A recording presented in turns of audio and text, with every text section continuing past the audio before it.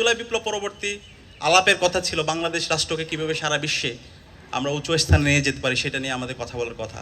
যে হাসিনা আমাদের সংস্কৃতিকে ধ্বংস করেছে, আমাদের শিক্ষা ব্যবস্থাকে ধ্বংস করেছে, অর্থনীতিকে ধ্বংস করেছে, সেটাকে কিভাবে নতুনভাবে পুনর্গঠন করা যায় সেটা নিয়ে একসাথে কাজ করার কথা।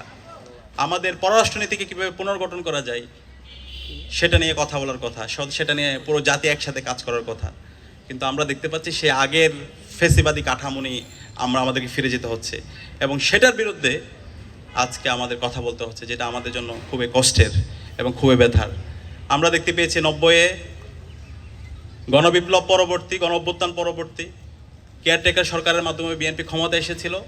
পরবর্তীতে এই কেয়ারটেকার সরকার তারা বাতিল করেছে, এবং পরবর্তীতে আন্দোলনের প্রেক্ষিতে তারা কেয়ারটেকার সরকার ব্যবস্থা দিতে বাধ্য হয়েছিল।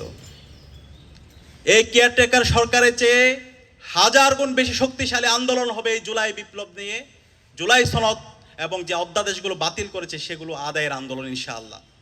এবং এই বাংলার মাটিতে আমরা জুলাই সনদ বাস্তবায়ন করব ইনশাআল্লাহ। এবং এই গণভোটের মাধ্যমে যে জনরায় এসেছে, রাষ্ট্র সংস্কারের যে রায় এসেছে, সে রায় আমরা বাস্তবায়ন করব ইনশাআল্লাহ।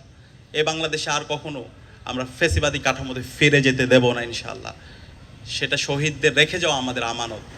শহীদ উসমান হাদি, যিনি আধিপত্যবাদের বিরুদ্ধে, আগ্রাসনের বিরুদ্ধে যিনি সবসময় কথা বলেছেন, যিনি ইনসাফের পক্ষে সবসময় কথা বলেছেন, যিনি আমাদেরকে রাস্তা দেখিয়েছেন, সেই শহীদ উসমান হাদি বলেছেন জান দিব কিন্তু জুলাই দিব না। তিনি তার জান দিয়ে প্রমাণ করেছেন।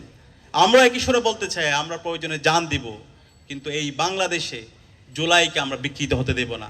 জুলাইয়ের যে আকাঙ্ক্ষা, শহীদদের যে আকাঙ্ক্ষা, শহীদ পরিবারের যে আকাঙ্ক্ষা, গাজীদের যে আকাঙ্ক্ষা, সে আকাঙ্ক্ষা বাস্তবায়ন না হওয়ার আগ পর্যন্ত আমরা আমাদের লড়াই সংগ্রাম জারি রাখবো ইনশাআল্লাহ। আমরা বাংলাদেশের আপামর ছাত্র জনতাকে, সর্বস্তরের নাগরিকদেরকে আহ্বান করব, আমাদেরকে এখনই ঐক্যবদ্ধ হতে হবে। এবং আমরা একই সাথে বর্তমান সরকারকে, তারেক জিয়ার যে সরকার, সেই সরকারকে আমরা আহ্বান করব, আপনারা ভুল করবেন না। এবার ভুল করলে আপনাদেরকে চরম এই যে জুলাই বিপ্লব হয়েছে,